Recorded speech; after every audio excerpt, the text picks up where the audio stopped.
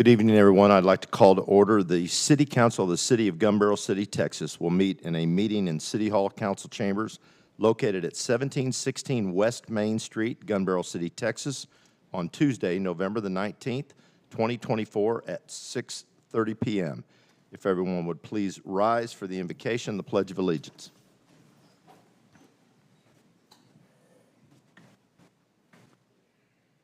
Dear Heavenly Father, thank you for this night, these citizens, these board members, and all of our city employees and first responders. Give us wisdom, patience, and clarity as we go about our city's business. In Jesus' name we pray. Amen. Amen. To pledge. I pledge allegiance to the flag of the United States of America and to the republic for which it stands, one nation, under God, indivisible, with liberty and justice for all. You may be seated. I'd like to establish a quorum, if I may. Roll call from my left, please. Burns here. Evans here. Jacobs here. Person here. Lost here. We have a quorum. I would like to, at this time, to point out some of our distinguished guests. Our Fire Chief, Joseph Lindeman, our Police Chief, Keith Stevens, our Chairperson on Planning and Zoning, Kate Weller, former City Council member, Cindy Key. Our Chairperson on the Parks Board is Monica Damiano, and Keith Bond, member of our EDC. I thank you all for all being here, and I thank everyone for being here. We will now move to citizens' communications. This is limited to 3 minutes. Pursuant to Texas Government Code, Section 55007, members of the public may speak on any topic. Comments are limited to 3 minutes, and no action may be taken by the council. Any response from a member of the City Council to non-agenda comments is limited to a statement of specific factual information, a recitation of existing policy, or direction to staff for follow-up. I have a list of speakers for this evening. Amherst Faith. Amherst, would you like to speak first, please, ma'am?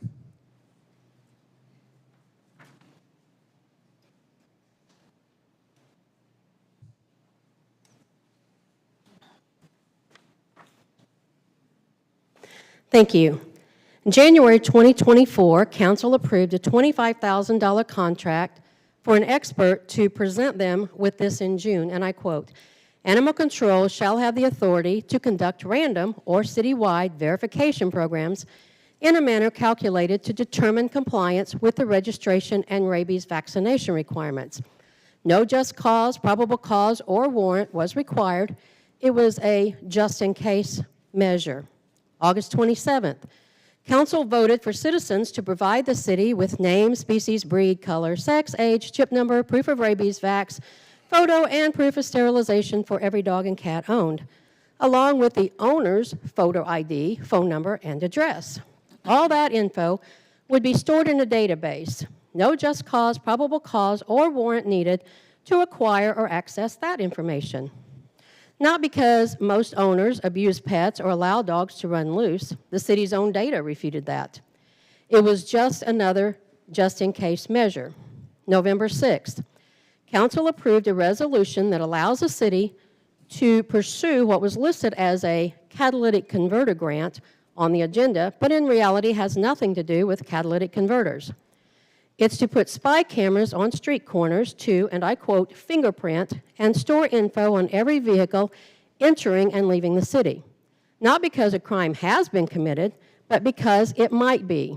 No just cause, probable cause, or warrant needed to acquire and store that information.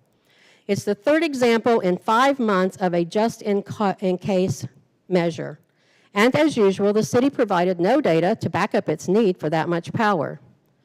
Generally, the law is about behavior and consequences. Speed down Main Street, you get cited. Steal a mower, you get arrested. You commit the crime before you're charged with the crime. Only Council has changed that. It's now predictive law. You haven't sinned yet, but you will. With Council's blessing, law-abiding citizens are being targeted by law enforcement without warrant, just cause, or probable cause because they might do something wrong, or worse, someone else might. This is America. We're endowed with the right not to be searched or to have our assets and freedom seized or spied on without a warrant, and not to be placed into what amounts to a holding cell for just-in-case scenarios. Any student of history knows this path leads to a very dark outcome in human existence. We must change course, City, and that requires change in leadership, from the mayor to the council to the city manager and the police chief. Thank you. Thank you. Debbie Meiser will be our next speaker.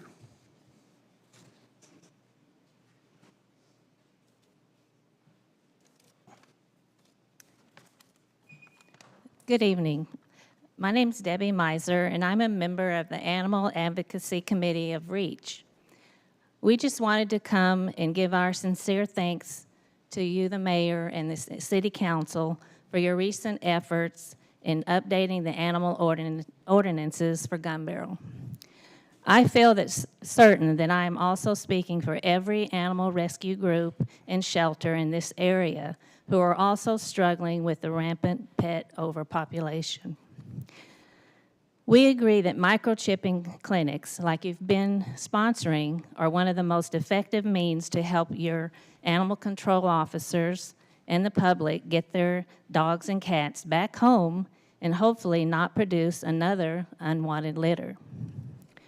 We also feel that a spay-neuter plan or program of some sort would help make the city of Gun Barrel a safer city.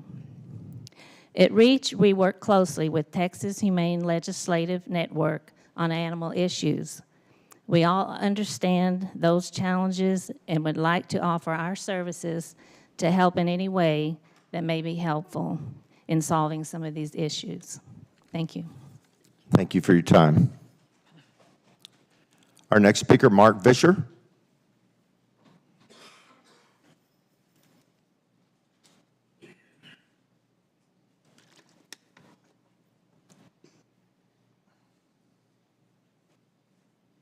Good evening. Mark Vischer from 120 Bayview. Opposition for dog tax. Excuse me. Now it's falling. We supposedly have a federal government Department of Government Efficiency coming up.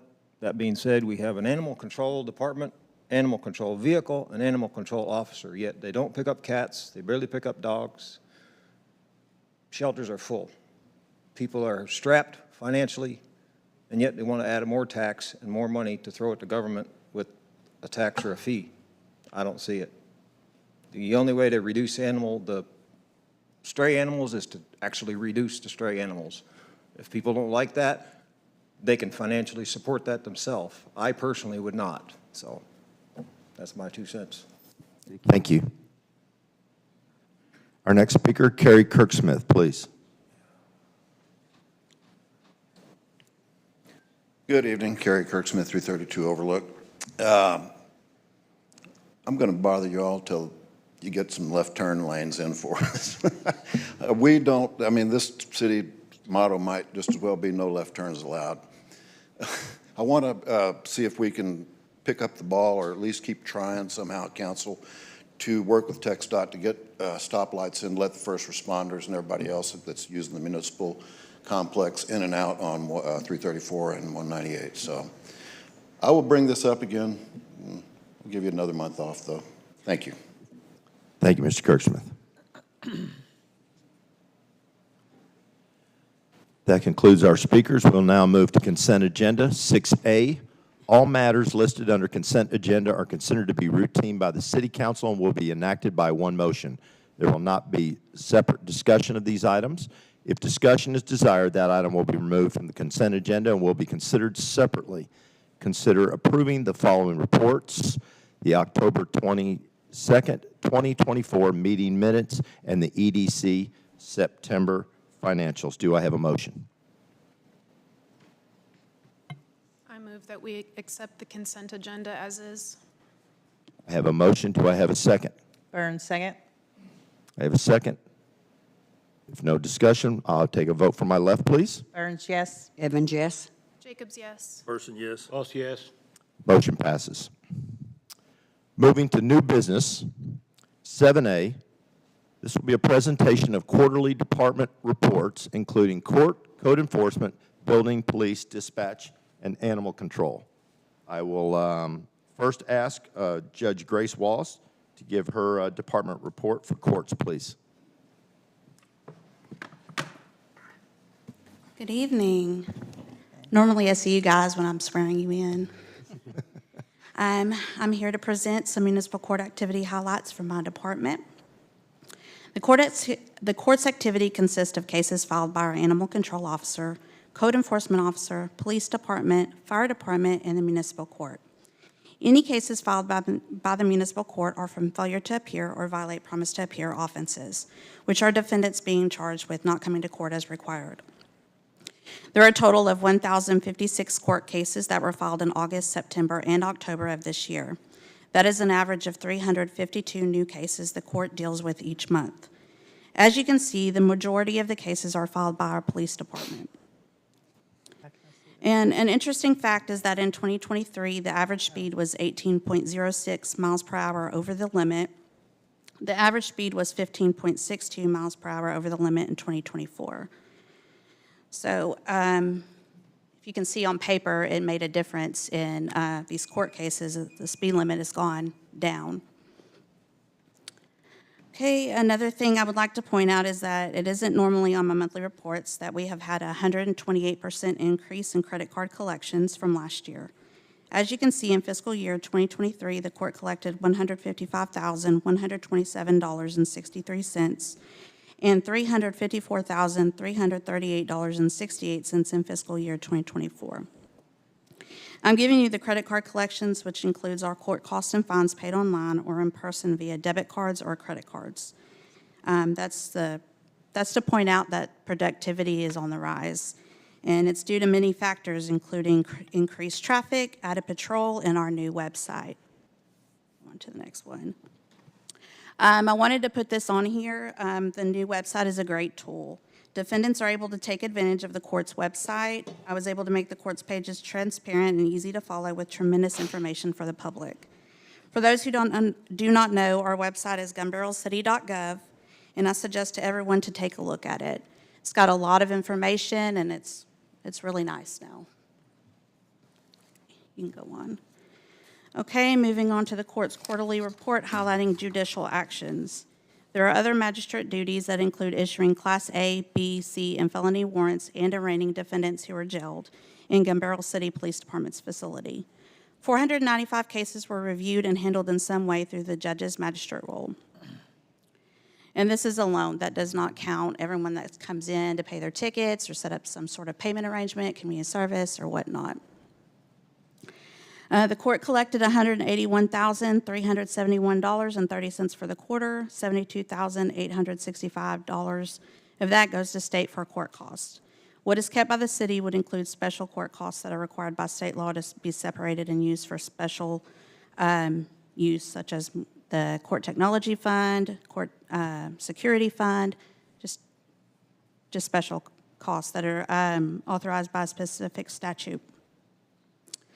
And then I'd like to say that the court's remodel has begun, so the next time I see you guys, we'll have pictures up. And that's it. Any questions? Questions for staff? All right. Thank you. Judge Wallace, thank you so much. Next will be our Code Enforcement and Building Inspector, Shannon Wiggins. Good evening. Wow, Grace. I'm not going to be as good as Grace is, I promise. I don't like speaking, so just letting you know. Do what? Oh, I doubt that. Do what? Oh. Okay, so good evening. So I'm over code enforcement and building inspections, permits, inspections, whichever one you want to call it. For the month of August, for code enforcement, we had a total of 64 violations. September was 32, which is down a little bit. Most of those were trash and debris. October was a total of 36. Now, that's just the violations. That doesn't count as inspections, which we'll go to. Inspections, We had a total of 314 for the month of August, and this is one man. September, 184, October, 156. This report doesn't show Mike's, what's the word I'm looking for? It doesn't show his re-inspections, his extensions he gives. If a customer, a homeowner calls, needs more time, he goes out and meets a one-on-one, explains everything. Doesn't include any of that, which he does a whole lot. I don't know if you had a chance to meet with Mike Ward, but he's excellent at what he does. Gets a lot accomplished. This next slide is 119 Hidden Valley. This has been a sore in Loon Bay for years. Mike has worked it and worked it. And some unfortunate things happened there, caught on fire, and we were able to work with them and get it burned down. Get it tore down, I'm sorry, with Elpin City. We did not burn anything down, sorry. Yeah, that's a good one. The paper. Yeah. All right, so now to my side, which is the permits and inspections. So for the month of August, we issued 89 total permits, with the majority of those being garage sales. For the month of September, 99, again, majority of them being garage sales. And then October, majority of those being pet registration. How many was in October? Which leads us to the inspection side. In August, we had 401 inspections. September, 296, and October, 371. For all 3 months, building combo was the majority, which is where we go and we do framing, electrical, mechanical, and plumbing all at once. And then the next slide is Lakeside Animal Clinic, a remodel just on the exterior. I don't know if you've all seen it. It turned out really good. Contractors did a great job. And last, we have a new hire since September of 9. Our new permanent assistant is Lauren Henson. If you haven't met her, she's doing a great job. Real sweet girl. Loves to talk. So if you get a chance, swing by and holler at her. That's it. Unless you got some questions. Questions for staff? Shannon, you and Mike do a great job. I appreciate you very much. Next report up will be Police and Animal Control. Chief Keith Stevens, please.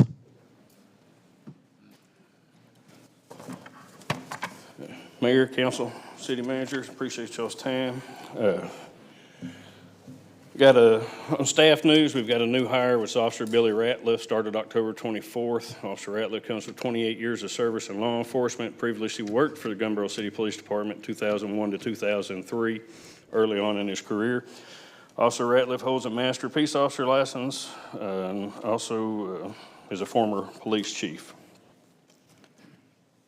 Continuing on our staff, Officer of the Year recipient was Officer Sharasso. Constantly goes above and beyond in his daily duties, actively seeking opportunity to improve and support his team. He upholds the highest standards of ethical behavior, integrity, and professionalism, both on and off duty. As a role model, he exemplifies work ethic, responsibility, and respect for the law. He has been recognized for specific acts of bravery and service, including his response to a recent house fire on Masthead. Officer Sarasso's dedication, performance, and leadership makes him an invaluable asset to our department, an outstanding candidate for Officer of the Year. He is also now Sergeant Sarasso. Staff news, Sergeant Taylor and Gregory both graduated the Alea Sergeant Academy. That's a 2-week-long intensive training that they did in Greenville.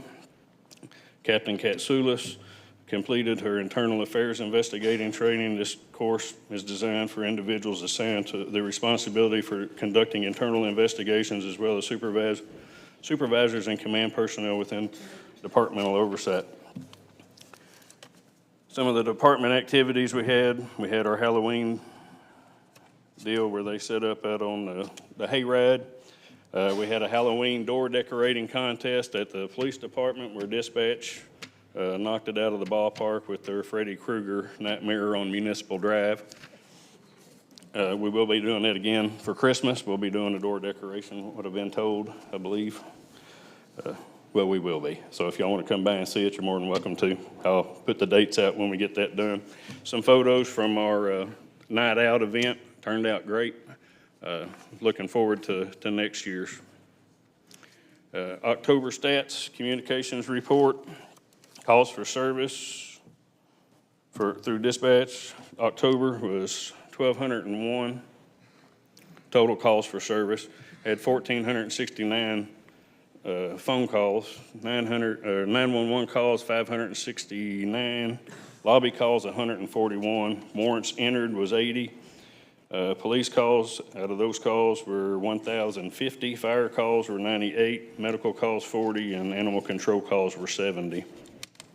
Activity for the police department, citations, 181 were issued, 105 warnings. Total accidents were 29, which past 3 months have been consistent, 29, 28 in that area.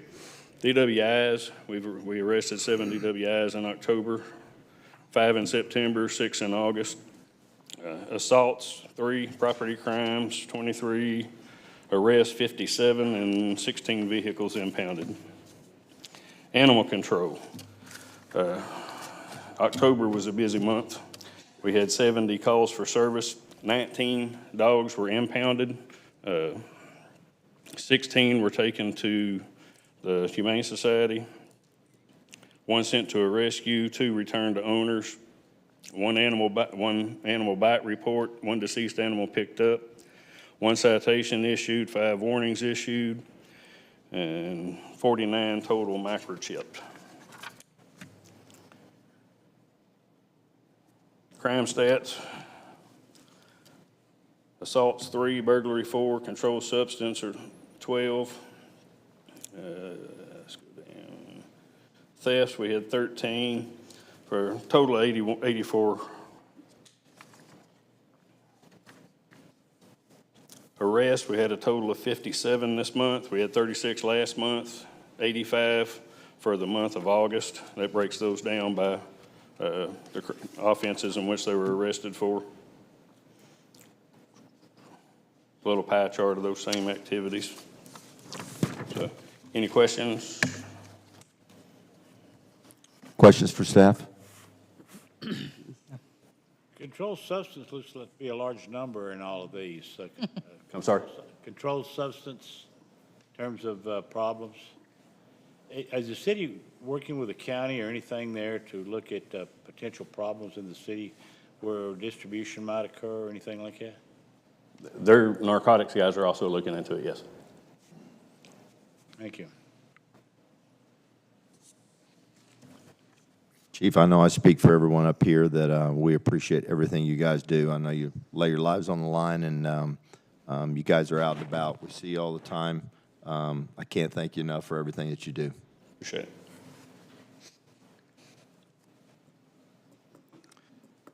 Moving on, 7B, a presentation of life-saving award to Gregory Sarasso, Jason Rainey, and Colby McBride. Our sponsor on this item will be none other than Dr. Smith, our city manager. I will ask Chief Lindeman and Chief Stevens to come up and do this. We don't get to do this often in our careers. This was a rough night. They have a little bit of video from the night that they're going to share not only with council but with the audience. But I will turn it over to the 2 chiefs to handle it from here. We're going to go ahead and play the video first. Thank you, Mayor, Council, City Manager, for allowing us to do this on your time. Just to talk you a little bit through the video as you're watching it, it may get a little loud in here, but they arrived at the house with the fire in the bedroom. And what you're seeing in front of you is them going back to remove the gentleman. That oxygen machine was on fire. You're going to see some fuzzy. That's because we have blocked out faces. So.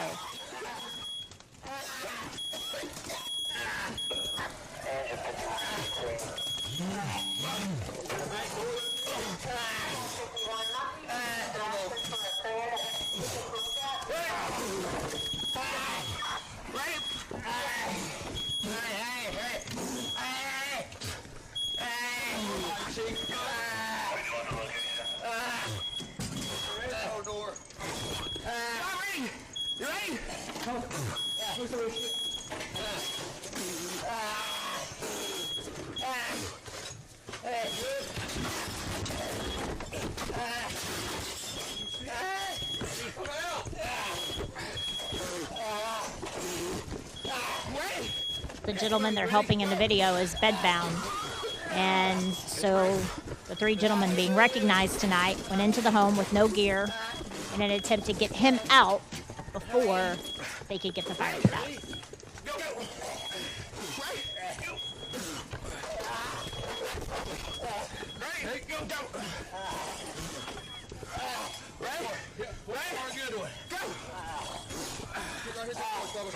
Can we get some help over here? One more. Right? Go. All right. He can get some air right there. He can get some air right here. Let him get some air out that window. If you can pause it there, Janet. So you can see they went into the house. Not only did they have to remove bedbound gentlemen, but the house also was full of stuff. And so what you saw in that video was Officer Sarasso and the team that went in having to move things so that they could get the gentleman out of the house. So on Monday, October 21st at 7:17 p.m., a 911 call was received by Gun Barrel City Dispatch. The male caller reported that he was confined to a bed and his oxygen generator next to the bed had caught on fire. The caller further advised that the bedroom was at the back of the house. Gun Barrel City Fire and Police were dispatched to a structure fire at that time at a residence in the 400 block of Masthead Road. The first to arrive on scene were Gun Barrel City Assistant Fire Chief Jason Rainey, Captain Colby McBride, and Police K-9 Officer / Sergeant now, Gregory Sarasso. They observed heavy smoke inside and outside of the residence, and that's what you saw in the video, with smoke from plastic burning. So they had no bunker gear on, they had no breathing devices to filter the air out, so they were struggling themselves. The male victim was located after an extensive search that was complicated by this thick and heavy plastic smoke, large amount of debris. I'm going to say it myself, this is a hoarder house, and a good reason of why not to collect things in your house and leave them in walkways. That filled not only the hallway, but the entire home.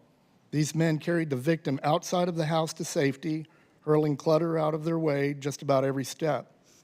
During a secondary search of the residence, once that individual was removed, a disabled female victim was located in another bedroom of the house, and she too was carried to safety.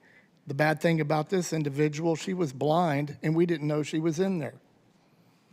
Their swift action exemplified the bravery and dedication needed in such critical moments, demonstrating their unwavering commitment to saving lives. The male patient was flown to Parkland Memorial Hospital in Dallas by UT Air One, while the female was transported to UT Health Cedar Creek, Gun Barrel City. Later on, Assistant Fire Chief Rainey, Fire Captain McBride, and Sergeant Sarasso were also sent to and treated at UT Health Cedar Creek for smoke inhalation. The leadership of the police and fire departments, both of us together, recommend from the mayor, city manager, and council that Assistant Fire Chief Jason Rainey, if you could step up, Fire Captain Colby McBride, if you two could step up, and Sergeant Gregory Sarasso be awarded a life-saving certificate of commendation for their heroic actions on the night of Monday, October 21st of this year.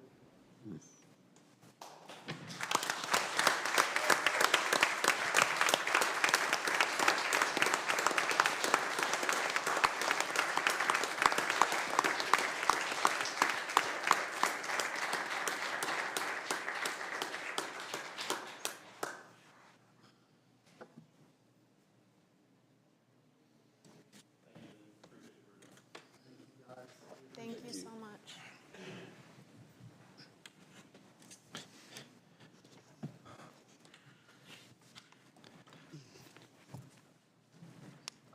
I would like to add, that's one of the reasons that makes Gun Barrel City such a great place to live, is individuals like this who are unselfish, brave, and willing to risk everything for the safety and the betterment of others. Those of us, I know sometimes you may get aggravated by some things, but understand that these are people, okay? They have families, they have children, they have to go home also, and again, their bravery and their leadership is unmatched, and I'm very proud to be a part of a city that has such incredible first responders and city staff. Moving on, 7C, presentation and discussion regarding Republic Waste Services and Ordinance Agreement Extension. Our sponsor of this will be our city manager, Dr. Smith. Council, we've spent several months in our one-on-one meetings talking about the fact that it is time to renew our agreement, our hauling contract with Republic Waste.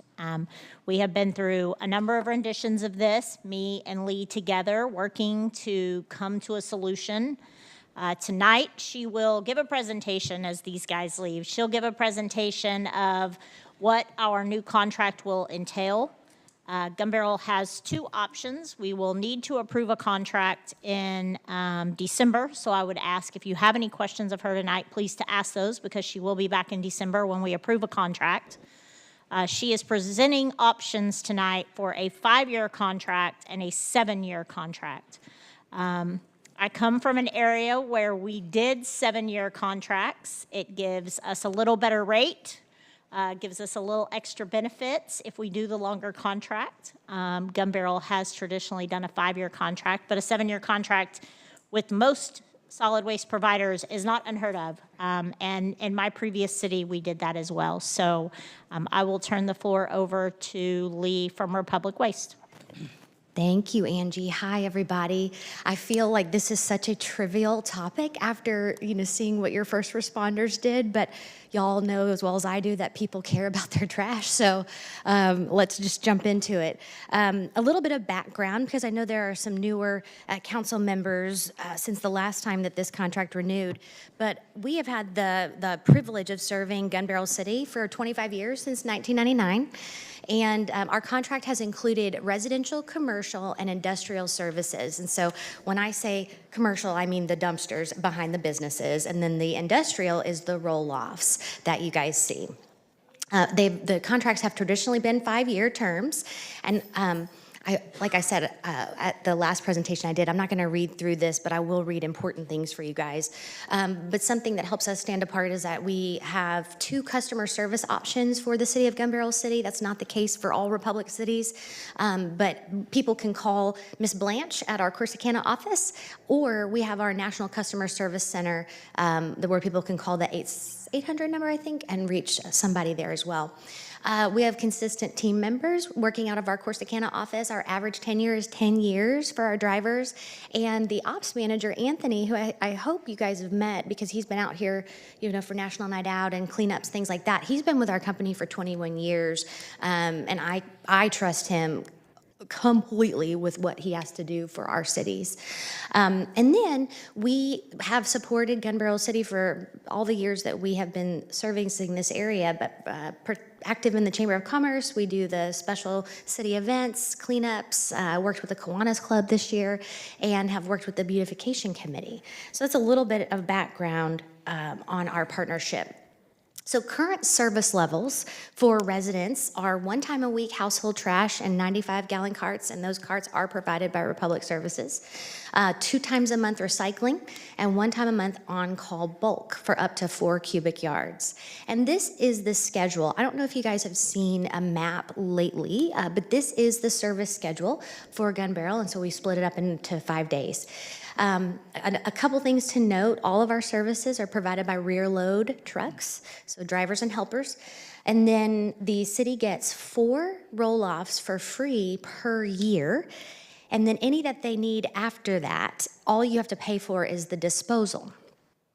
And one other thing I should have added for a bullet point is that we provide all city facilities free service. And so for the changes in the new contract, we would like to keep the residential service the same. I've mentioned this before, but Gun Barrel is the only city around Cedar Creek Lake that has curbside recycling. And there are 70% of the homes here that actually have recycling containers and participate.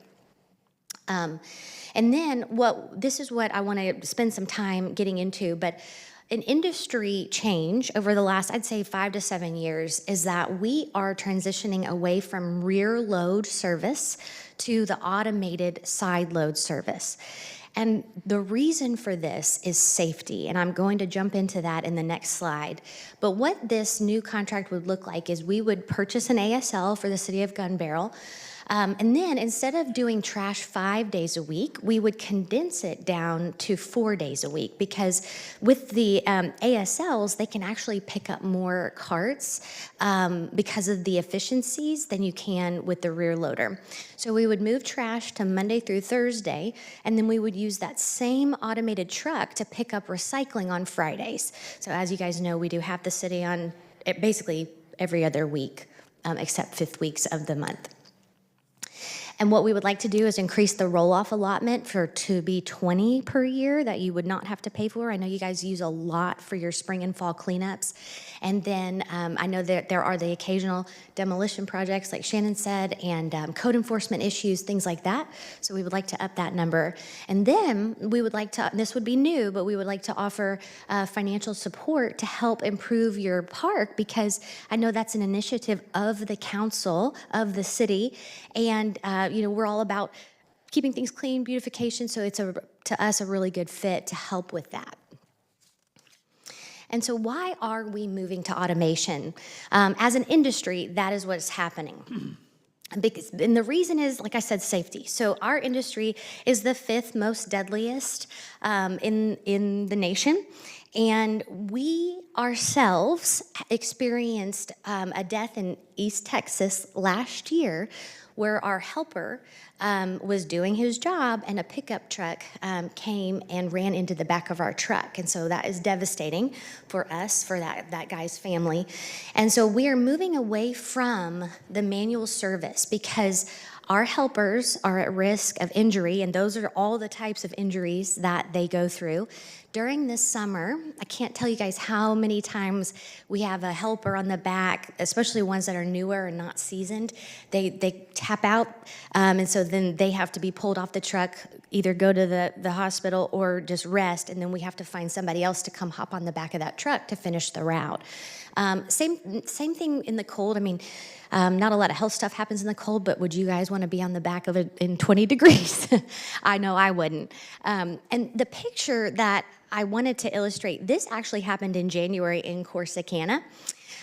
We had our rear load truck going down the residential road, and a car tried to swerve around it and hit the back of our truck. Thankfully, our helper was on the other side, standing on the back on the other side, so he was minorly hurt, but it could have been a lot worse. And so I tell you all these things to illustrate just the safety aspect of what we do. The other reasons that the industry is shifting to automation is that people just aren't signing up to be helpers on the back of garbage trucks. Our office up in Dallas is right next to one of the largest FedEx distribution centers, and they start out making like $18 an hour in air conditioning. And then, so who wants to be on the back in the elements, making about the same? The other thing is that when we don't have enough helpers, we use temp agencies, and so they do a background check, but it's not as extensive as what we do when we want to bring somebody on to Republic. But when we do find somebody that is hardworking, that can hack it, and we want to bring them on, what we're seeing, and I've heard this in a staff meeting the last month, is that people have stuff on their backgrounds that prevents them from, based on our strict standards, from becoming helpers. And so it's a dwindling labor pool. The quality is dwindling. And like I mentioned before, when you don't have to rely on somebody to be on the back, your community has more reliable and sustainable service. It has more reliable and sustainable service. And that's why we are moving to automation and why we're asking Gun Barrel City to move to automated service. And I know that there is a little bit of concern about the weight of the trucks. And so I wanted to show you guys this analysis. The trucks are designed differently, and so the automated trucks are a bit lighter. And I talked with my maintenance supervisor today just to make sure I understood all the, the pieces of the truck. He said that the side loader, there's no packer. They have to have a packer because that's what can condense stuff to fit more in there.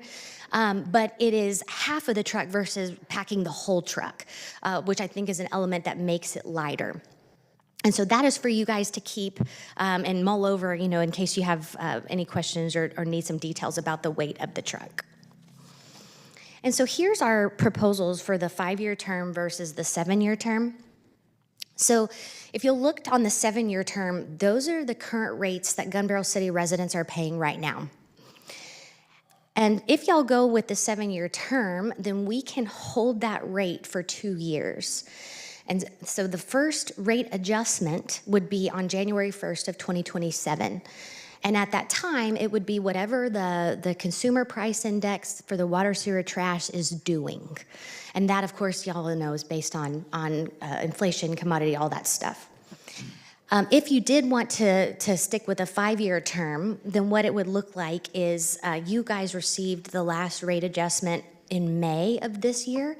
And so the next rate adjustment for residents would not be until May of 2025. So the other element of y'all's contract is the commercial business service. The rates on the top chart are what people are paying now. And so what we would need is to increase only the 2, 3, and 4 yards, the one time a week, to get them more up to the market and more on par with the rest of the service. And that would take place on January 1st.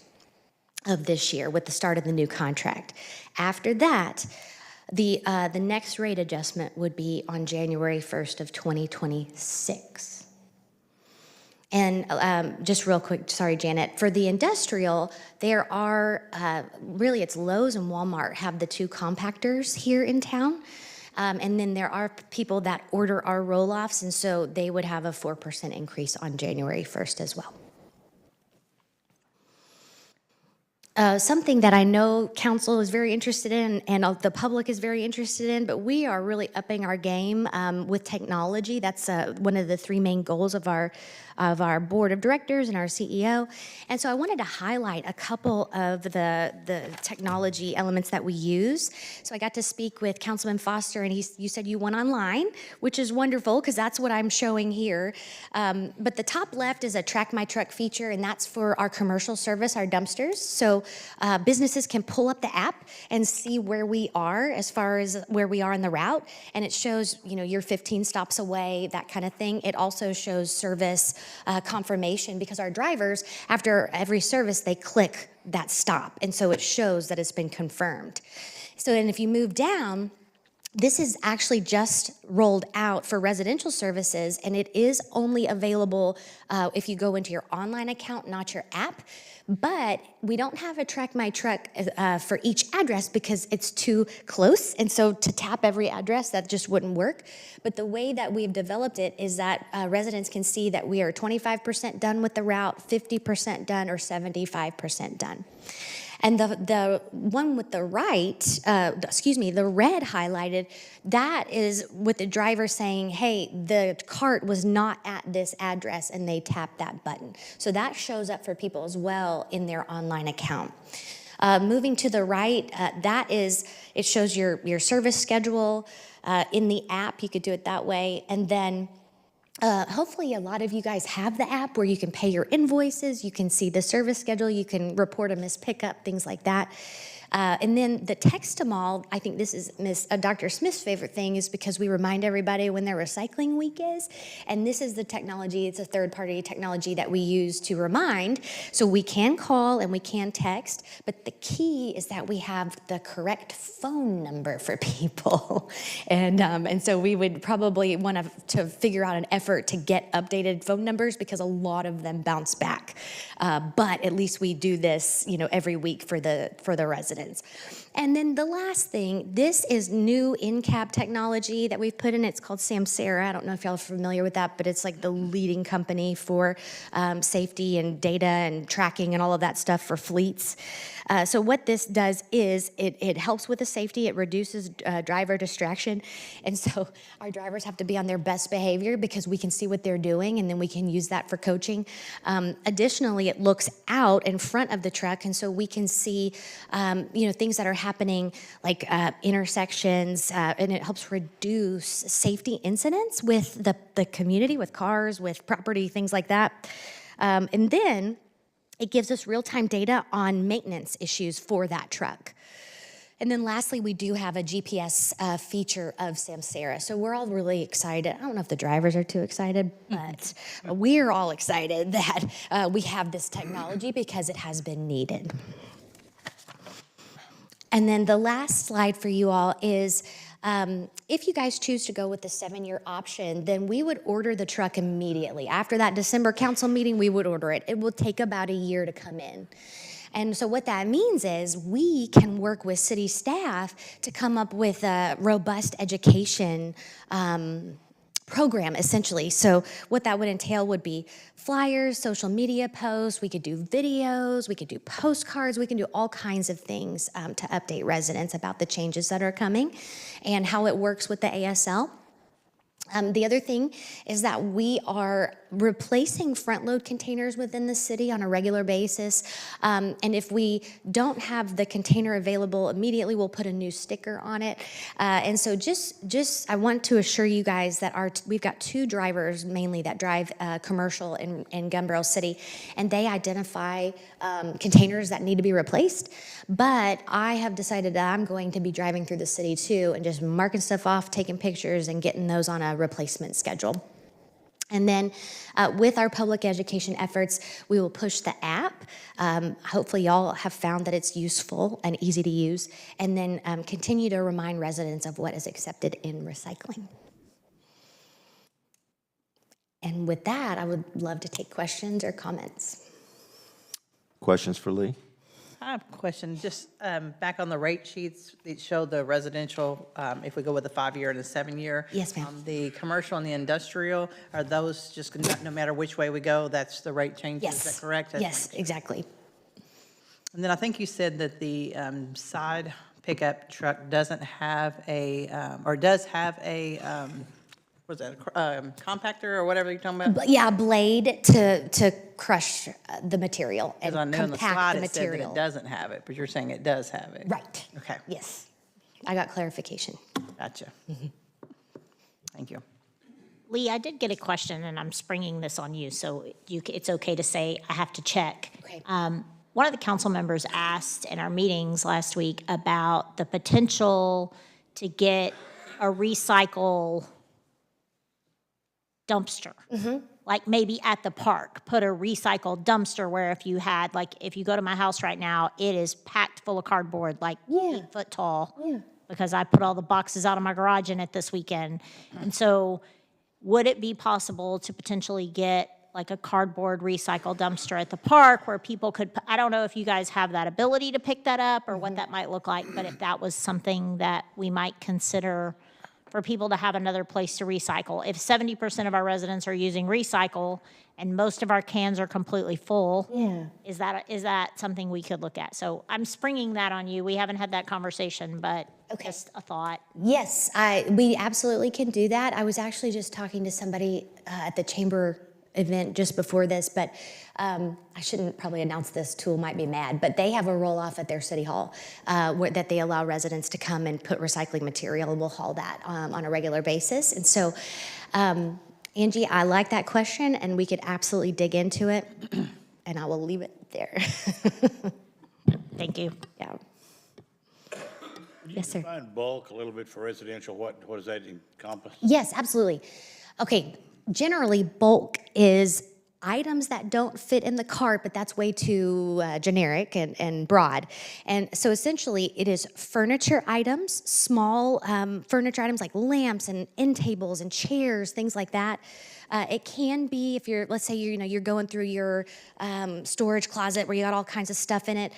put those little items in boxes and set those boxes out.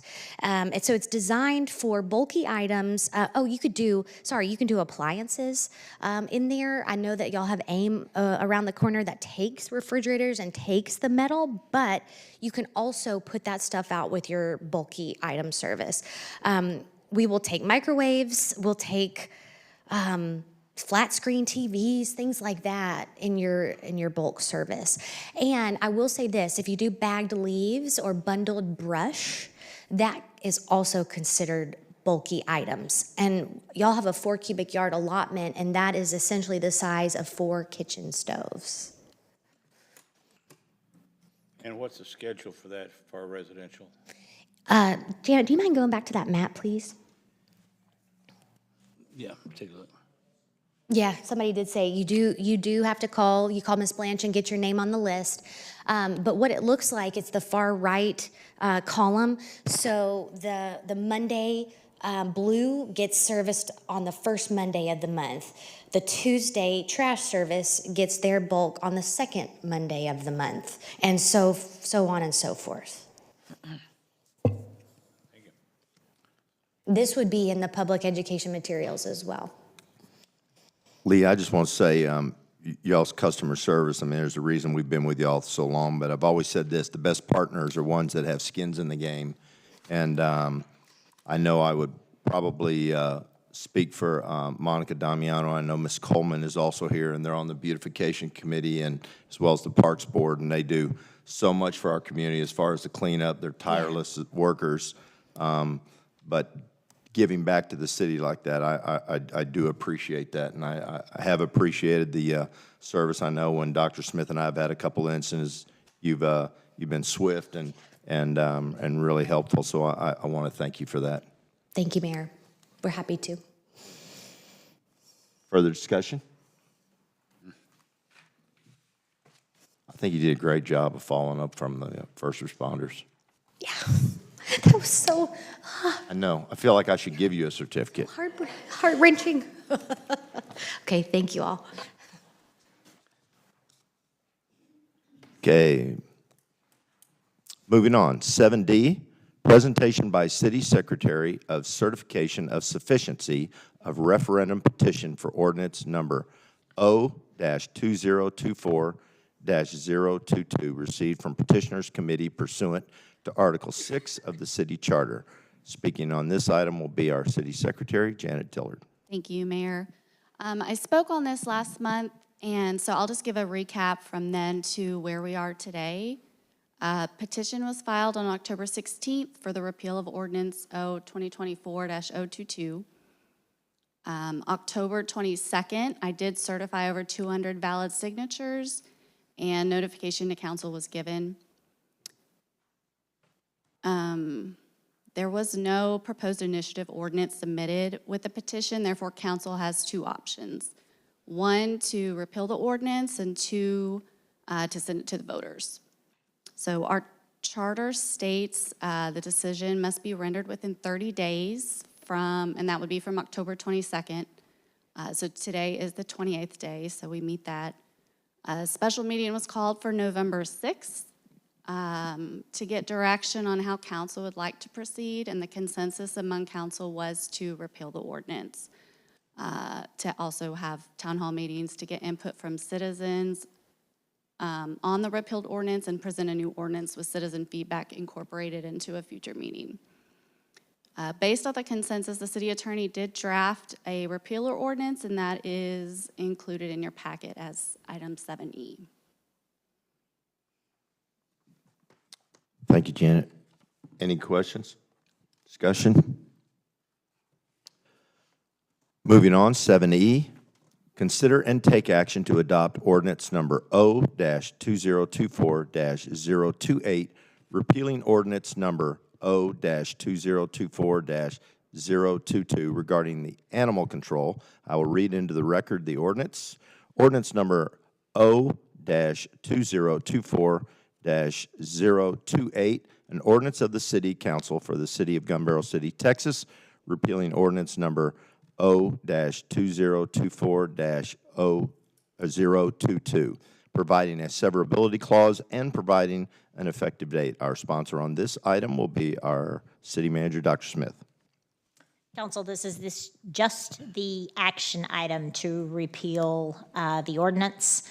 Once you take this once you take action on this, we will defer back to the animal ordinance that we have been enforcing since the petition was submitted.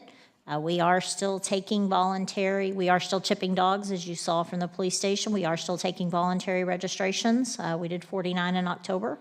So, but this will repeal the new ordinance. Council's given their direction at the last special meeting. We will now schedule some citizen input sessions to take some feedback and start working on amendments to the ordinance to bring back to council at a future date. Thank you, Dr. Smith. Do I have a motion? I move that we adopt ordinance number O-2024-028, repealing ordinance number O-2024-022 regarding animal control. I have a motion. Do I have a second? Second. I have a second. Any further discussion? I'll take a vote from my left, please. Burns, yes. Evans, yes. Jacobs, yes. Burson, yes. Lost, yes. Motion passes.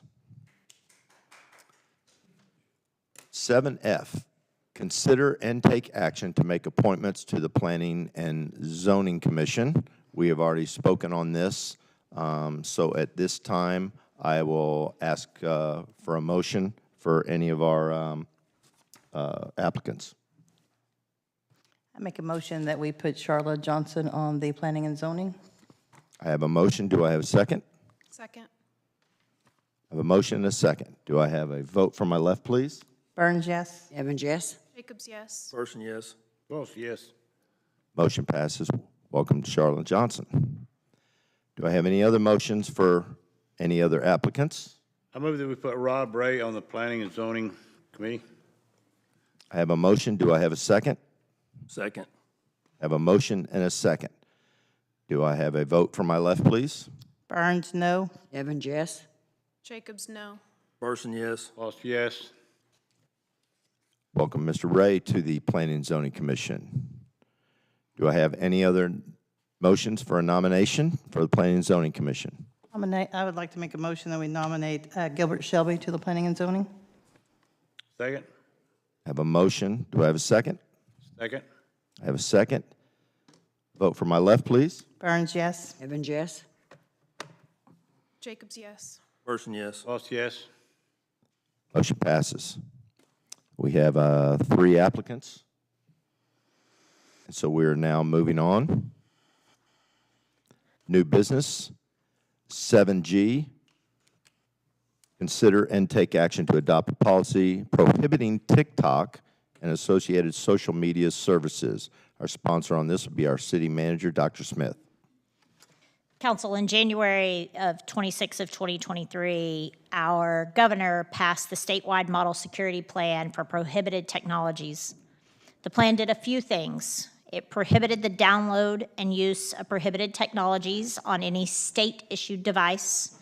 It prohibited employees and contractors from conducting state business on prohibited technology-enabled personal devices. It identified sensitive locations, meetings, and personnel within an agency that could be exposed to prohibited technology-enabled personal devices. It implemented network-based restrictions to prevent the use of prohibited technologies on agency networks, and it coordinated the incorporation of any additional technology that poses a threat to the state's sensitive information. And while this statewide model security plan was specific to state agencies and institutions of higher education, cities across Texas have moved ahead with following this policy and, in particular, prohibiting the download and use of prohibited technologies. In line with Objective 1, TikTok, the app TikTok, became a prohibited technology in December of 2022. And as you've heard me say, in line with Objective 2, we don't allow folks to log into our network unless they are on a city-issued device or unless they conduct that business through VPN. So each of you have For example, Outlook that you check your mail through so that you're under a protected device. So this policy is actually the policy in writing that prohibits people from downloading the app TikTok to a city-owned device that would use our city network as the provider of that service.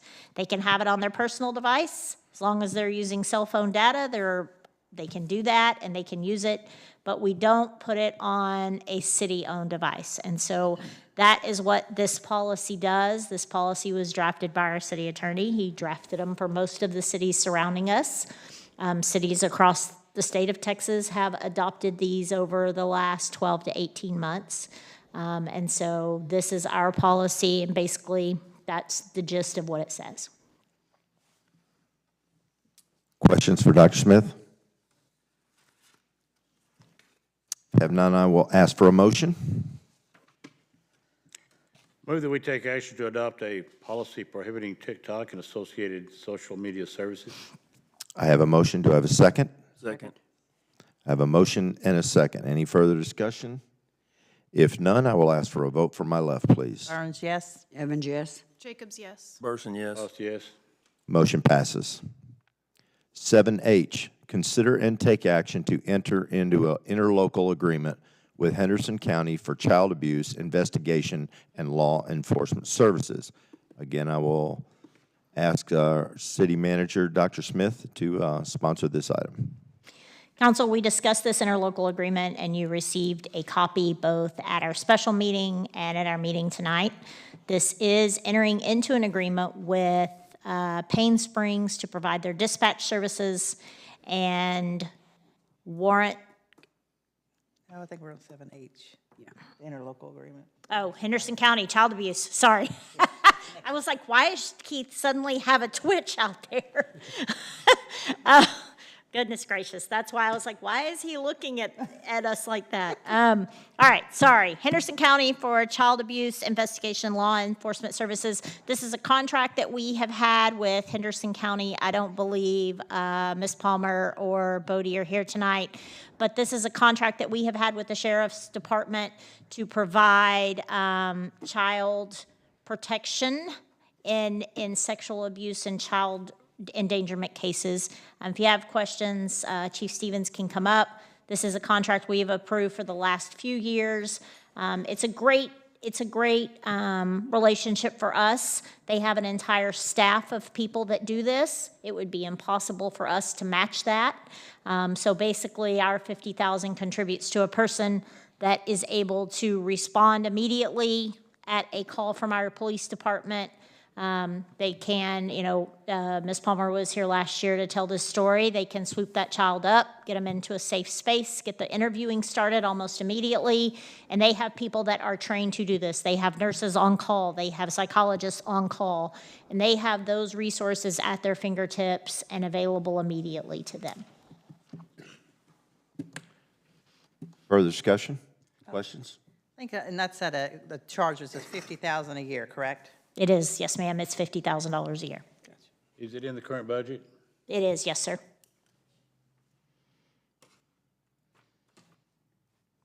Further questions? If none, I will ask for a motion.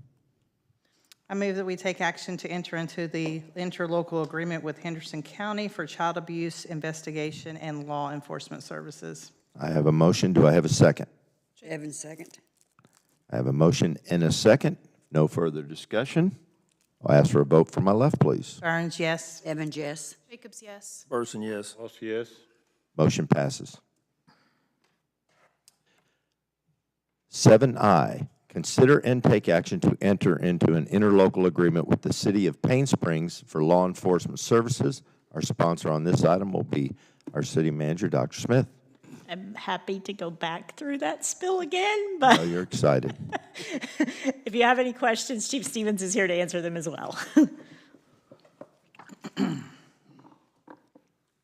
Questions for staff? I think we've kind of been through this. Do I have a motion? Move that we enter into an interlocal agreement with the City of Payne Springs for the law enforcement services. I have a motion. Do I have a second? Burns, second. I have a motion and a second. If no further discussion, vote from my left, please. Burns, yes. Evans, yes. Jacobs, yes. Burson, yes. Ross, yes. Motion passes. Ordinance Review Committee, 7J. Consider and take action to adopt resolution number R-2024-011, establishing an ordinance review committee. I will read into the record the resolution. It is resolution number R-2024-011, a resolution of the City Council for the City of Gun Barrel City, Texas, establishing an ordinance review committee, providing regulations and procedures for said committee, providing severability, and providing for an effective date.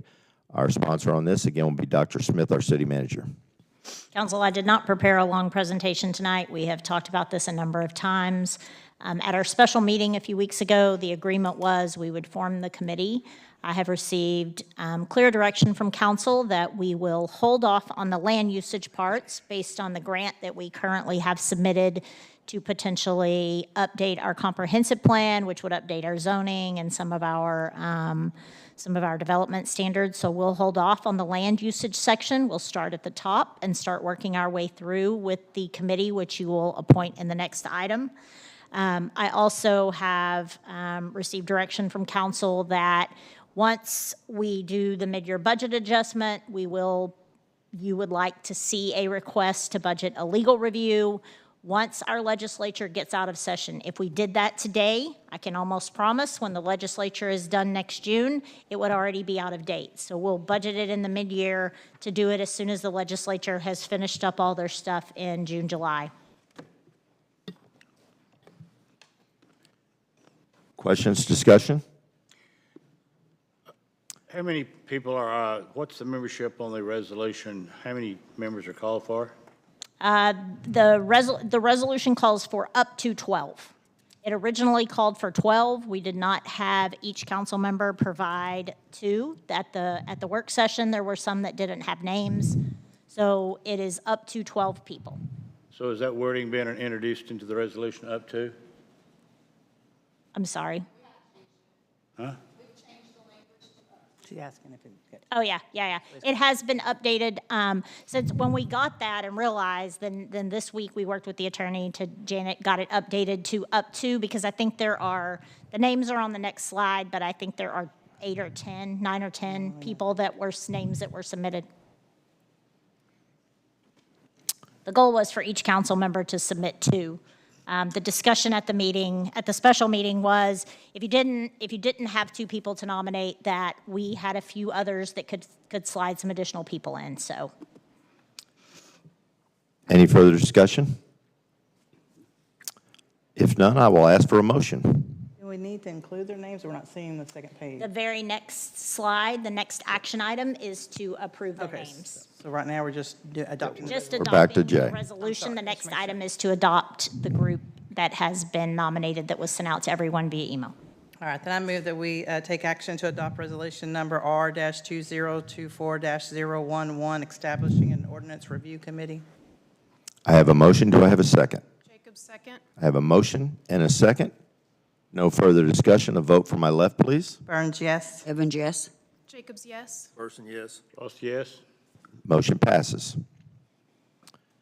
Ordinance Review Committee continued. This is item 7K. Consider and take action to make appointments to the Ordinance Review Committee. I will speak for Dr. Smith on this. This is the list that we have received from council members. And if there's any discussion on this, we can open that up. There's not. The agreement was for each council member, and what the ordinance calls is for each council member to nominate 2.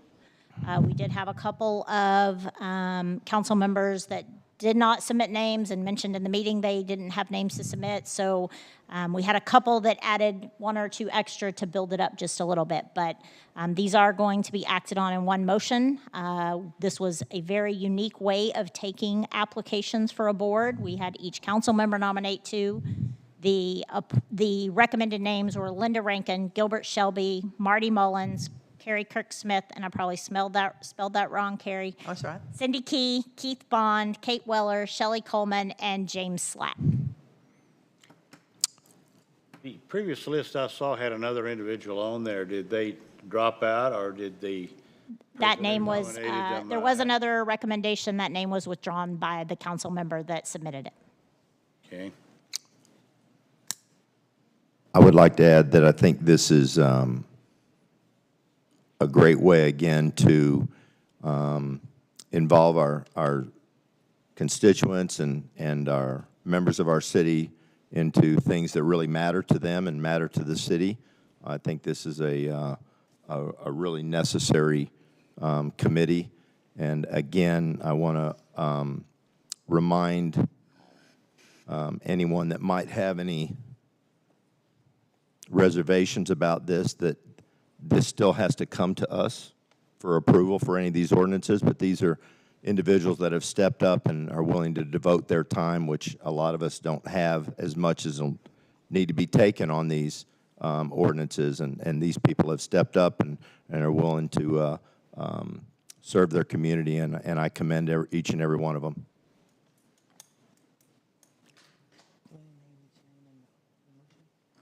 Any discussion? You can approve this item.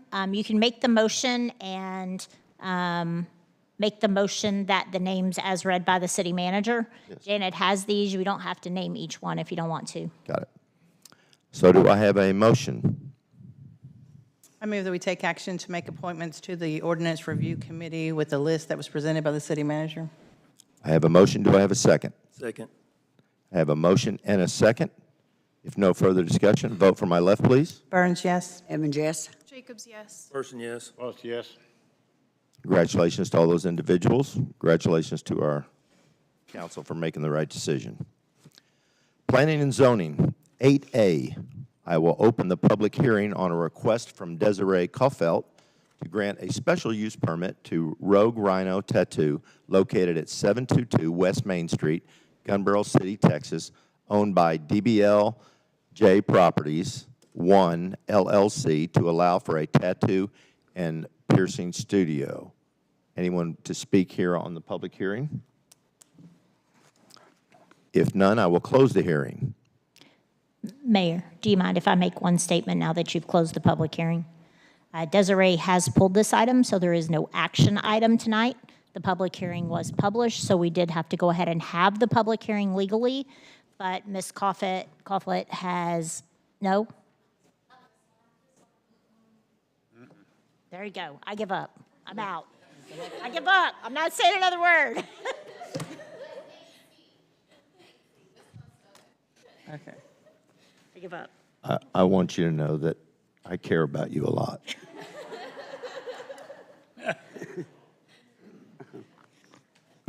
We're all human. We are worried about you, though. I don't make mistakes often. No, you don't. She's tired. She's been working hard this week. Okay. All right, so back to 8B, right? Yes, 8B. Are you ready? So, Ms. Brittany Lewis, our city planner, soon to be married, is going to give us a presentation. So we received the application on October the 7th. A public hearing notice was sent to the paper on October the 23rd. Letters were mailed to the property owners that were within 200 feet of the property on October the 31st. Public hearing notice was published in the paper for the planning and zoning and the city council meeting on October 31st, which is at least 15 days prior to the city council meeting. Last night, the planning and zoning made recommendation to grant a special use permit to Rogue Rhino Tattoo located at 722 West Main Street. And tonight is the regular city council meeting. I sent out 10 letters and received 0 in response. And this will be located at 722 West Main Street, and this is the view of the location from the street. The applicant was previously located at 831 West Main Street, Suite F. They did have a special use permit for that location. They are moving to the new location, which is at 722 West Main Street. It's about 745 feet from the old location, this is going to be a bigger space for them. In ordinance number 156.041, General Business District B2, tattoo studios are permitted by a special use permit, which is granted by the City Council and recommended by Planning and Zoning. Under ordinance 156.094, tattoo studios, in addition to complying with the regular requirements applicable to such establishments within the B2 district, two certain specific regulations must also be adhered to. A, tattoo studios are prohibited from operating within 1,000 feet of any church, public or private school, or a residential zoning district. This distance is measured in a straight line from the nearest part of the tattoo studio's premises to the nearest property line of a church or school, or to the nearest boundary of a residential district or lot. However, you, the City Council, has the authority to reduce, waive the separation distance if it is determined that the tattoo studio's operation would not pose a threat to public health, safety, or welfare, or it would not be offensive to the neighborhood. B, tattoo studios must consistently maintain compliance with the Texas state laws concerning such establishments. This particular applicant's proposed tattoo studio is situated within close proximity of two churches that are highlighted in yellow and one residential subdivision that's highlighted in blue. You're currently reviewing the 1,000-foot boundary map from this location as mandated by the section 156.094 regulations, which is required adherence to specific distance requirements from such establishments and zoning districts. The applicant's location is approximately 743 feet from the First Baptist Church that's located at 522 West Main Street. It's approximately 392 feet from the Cedar Creek Church of God that's located at 142 Rodney Drive, and approximately 494 feet from any existing resident's front door in a residential area. I'll be happy to answer any questions you have, and the applicant is also here if you have any questions for them. Thank you. Question. Is this location the one that was previously permitted for a nail shop? So there was a certificate of occupancy that was applied for a nail shop, but before that, it was a tattoo studio for Spartan Tattoos. So the permit for occupancy was withdrawn regarding the nail shop? Yeah, they're no longer there, so.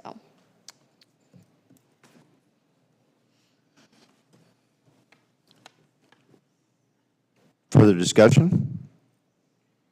I don't believe I have read into the record. The ordinance number is ordinance number O-2024-029, an ordinance of the City of Gun Barrel City, Texas, amending the comprehensive zoning ordinance and map as heretofore amended to grant a special use permit to Desiree Kaufelt to operate a tattoo and piercing studio, Rogue Rhino Tattoo, located at 722 West Main Street, Gun Barrel City, Texas, 75156, Henderson County, Texas, providing special conditions, providing a severability clause, providing for the repeal of all ordinances in conflict, providing a penalty of fine not to exceed the sum of $2,000 for each offense, and providing an effective date.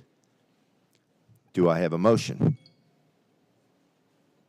I move that we adopt ordinance number O-2024-029, granting a special use permit to Rogue Rhino Tattoo located at 722 West Main Street, Gun Barrel City, Texas, owned by DBLJ Properties 1 LLC, to allow for a tattoo and piercing studio. I have a motion. Do I have a second? Second. I have a motion and a second. If no further discussion, we'll have a vote from my left, please. Burns, yes. Evans, yes. Jacobs, yes. Person, yes. Lost, yes. Motion passes. Next on our agenda is public hearings. I will open the public hearing on a request from Courtney Crapanzano to grant a special use permit to perform permanent cosmetics at ETX, Inject Cosmetics and Wellness, physically located at 1829 West Main Street, Gun Barrel City, Texas. I'm sorry if I butchered that name. If no further discussion, I will close that hearing. Moving on. Moving on, 8D, I will open the public hearing for a request from Hillsdale Development Group, LP, to approve a preliminary plat for Hillsdale Phase 2, a 5.857 acre tract situated in the J.P. Brown Survey, abstract number 59, for 23 single-family lots and 3 open space lots located in the city of Gun Barrel City. Anyone here to speak on that? You good down there? Both of these items, the action items, have been pulled from the agenda. I got a text that I'm supposed to say that. Okay. I appreciate that. I will be remiss if I missed one of our distinguished guests. Mr. Gary Damiano, a member of our EDC, is also here, and I know that I speak for all of the council. I wish all of you all a safe and a happy Thanksgiving. This meeting is now adjourned.